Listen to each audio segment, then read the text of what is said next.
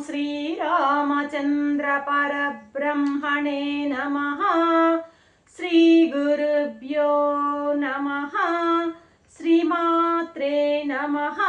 श्रीगणेशाय नमः।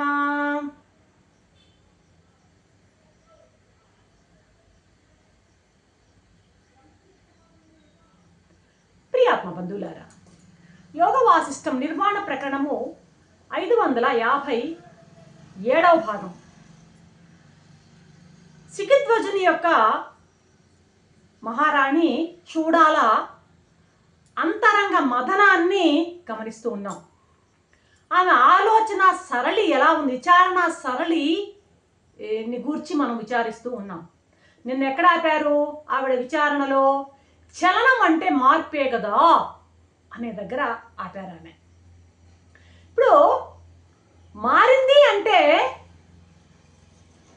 ఎప్పుడు అది మామూలుగా నిలకడలేనిదే అయినప్పుడే కదా అది మారుతుంది. ఒక మార్పు జరిగింది అంటే నిలకడ లేనిది అయినప్పుడు మాత్రమే మార్పు జరుగుతుంది. అది ఆ నిలకడ లేనటువంటి ఆ దశ నుంచి స్థిమితమైనటువంటి దశ వచ్చే వరకు అర్థమైందా? మార్పు ఎక్కడ ప్రారంభమైందో, నిలకడ లేనితనం ఎక్కడ ప్రారంభమైందో, ఆ మార్పు మెల్లమెల్లగా ఆ మార్పు కాస్త మళ్ళీ స్థిమితమైనటువంటి దశకు ఎప్పుడైతే వస్తుందో అప్పటి వరకు మార్పు ప్రారంభమైనప్పటి నుండి స్థిమితమైన దశ వచ్చే వరకు కూడా అంతా కూడాను అది అసత్యమే. అది అసత్యమే. మరి సత్యం ఎప్పుడవుతుంది అంటే అది మళ్ళీ చలించకుండా ఎప్పుడైతే ఆగిపోతుందో, అర్థమవుతుందా? ఆ మార్పు స్థిమితమైనటువంటి దశకు వచ్చి చలించకుండా ఎక్కడ ఆగుతుందో అది సత్యము. ఈ నిలకడ లేనటువంటి ఆ అస్థిరమైనటువంటి ఆ దశ అంతా కూడాను అసత్యము. చలించకుండా ఎక్కడ ఆగుతుందో అది సత్యము. ఇప్పుడు పరాపశ్యంతి మధ్యమ వైఖరిలలో పరారూపంగా అది సత్యం. అక్కడ కదలిక లేదు, స్థిరంగా ఉంది, చలనం లేదు.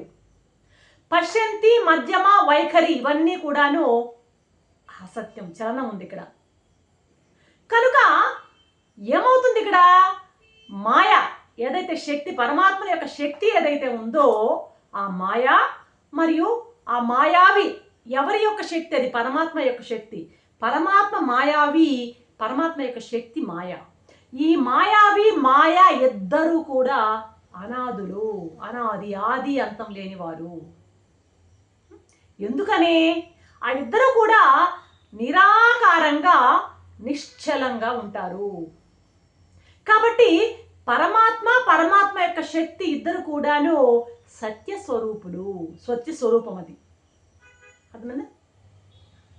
ఇప్పుడు అయితే పరమాత్మ శక్తి అని రెండు అంటున్నామంటే అవి రెండా అంటే రెండు కావు అంటున్నాడు. ఇదంతా ఆ విచారణ అన్నమాట. రెండు కావు, అది ఒకటే. ఆ శక్తి ప్రసరించిందంటే ఇక అక్కడ ప్రసరణ అక్కడ నుండి ప్రారంభం అయ్యేసరికి ఎక్కడైతే ఆ ప్రసరణ ప్రారంభమైందో అక్కడది అసత్తు అంటున్నాం మనం. అయితే మరి ఇదంతా ఎట్లా ఏర్పడింది అని అంటారా? ఎలా ఏర్పడిందంతా? ఇదంతా కూడాను అదే సృష్టించింది, ఆ చైతన్య పరమాత్మే అని అంటారా? అది తప్పు. ఆమె చెప్పుకుంటుంది. క్వశ్చన్ ఆమె, ఆన్సర్ ఆమె. అది తప్పు. అర్థమవుతుందా? ఆ చైతన్యమే తన శక్తిని ఉపయోగించి ఇవన్నీ కూడా సృష్టిస్తుంది. ఈ సృష్టిని అంతటిని ఆ చైతన్యమే తన శక్తిని ఉపయోగించి సృష్టిస్తున్నది. అదంతా కూడాను శక్తి యొక్క విలాసము. ఇదంతా ఈ సృష్టి అంతా ఈ విలాసం, శక్తి విలాసంతోనే ఏర్పడింది అంటారనుకో, అది తప్పు అంటారు అద్వైతులు. అద్వైతం దాన్ని ఒప్పుకోదు. అద్వైతం ఒప్పుకోడు దాన్ని. ఏం చేస్తారంటే ఈ పనంతా చేసింది అంటే ఇప్పుడు అది వాస్తవం అయిపోతుంది. ఎప్పుడు కూడా సృష్టి ఆభాస, అది మారదు, వాస్తవం అయిపోదు. సృష్టి స్థితి లయాలు ఏవి కూడా మూడు కూడా వాస్తవంగా జరగవు. యోగ వాసిష్టం మొట్టమొదటి చెప్పేది అదే. సృష్టి స్థితి లయలు లేవు, వాస్తవంగా జరగవు. అవన్నీ ఆభాస, అంటే జరిగినట్టు అనిపిస్తుంది సృష్టి. స్థితి ఉన్నట్టు అనిపిస్తుంది, అది ఆభాస. లయం జరిగినట్టు అనిపిస్తుంది, అది ఆభాస. ఆభాస అంటే ఏమంటున్నావు? దాని పాటికి అదే మారడం కాదు ఆభాస అంటే. ఇప్పుడు తాడు పాముగా మారిపోదు. పాము తాడు ఆభాస. పాముగా మారిపోదది. పాము తాడు పాముగా మారిపోదు. మరి అయితే ఎవరు మార్చారు దాన్ని? ఆ పాముగా ఎవరు మార్చారు? ఎవరు మార్చారు? ఆ తాడుని పాముగా ఎవరు మార్చారు అన్నది మన ప్రశ్న. అయితే దానికి సమాధానం ఏంటంటే, నీ దృష్టి మార్చింది, జీవుని దృష్టి మార్చింది. అజ్ఞానంలో, మసక చీకటిలో ఆ మడతలు పడి ఉన్నటువంటి పాము స్వరూపంలో ఉన్నటువంటి తాడుని చూచి నీవు పాము అనుకున్నావు. నీ దృష్టి మార్చింది, కానీ నిజంగా అక్కడ అది మారలేదు, అది ఆభాస. కాబట్టి ఇంత ఏతావాత తెలిసింది ఏంటంటే, జీవుడి దృష్టే దేవుడి సృష్టిని తయారు చేసింది. ఈ సృష్టిని అంతా తయారు చేసింది ఎవరయ్యా అని ప్రశ్నిస్తే, జీవుని యొక్క దృష్టే, నీ దృష్టే అది అంటుందన్నమాట ఈవిడ. అది దేవుని సృష్టి కాదు, ఇది జీవుని సృష్టి. నీకు కనిపించేటువంటి నామరూపాత్మక క్రియాత్మక ప్రపంచం అంతా కూడాను దేవుడి సృష్టి కాదయ్యా, నీ సృష్టి. అది నీ దృష్టిని బట్టే నీకు సృష్టి కనపడుతుంది.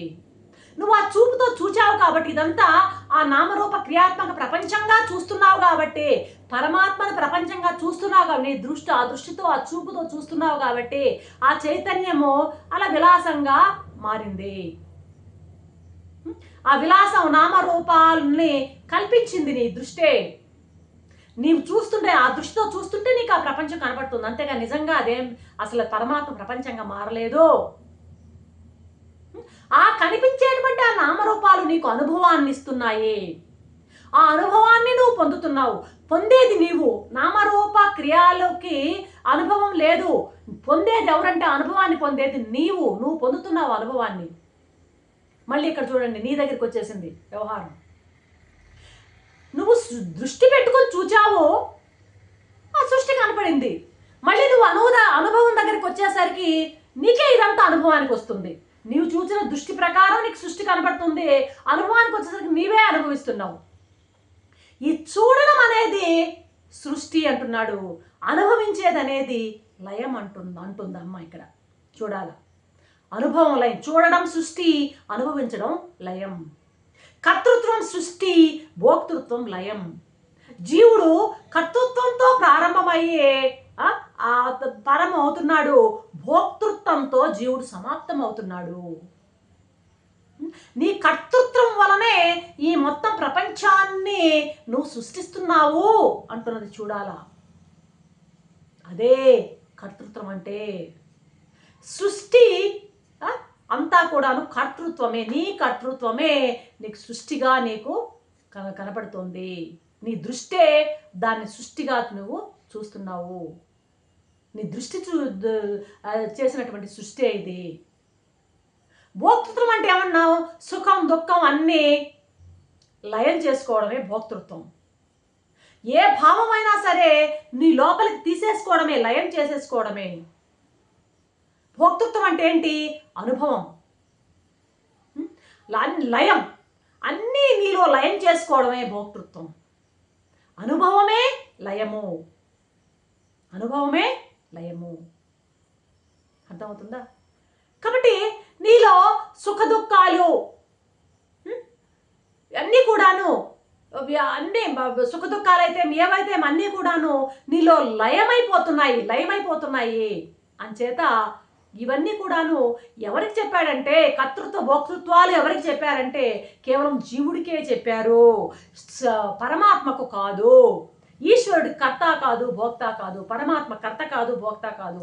కేవలం జీవుడే కర్త భోక్త అంటూ ఆలోచిస్తూ విచారణ చేస్తూ ఉన్నది చూడాలా. రేపటి ఎపిసోడ్లో ఈ విచారణ ఎలా సాగుతుందో చూద్దాం. అంతవరకు సెలవు. సర్వం శ్రీరామచంద్ర చరణారవిందార్పణం. ఓం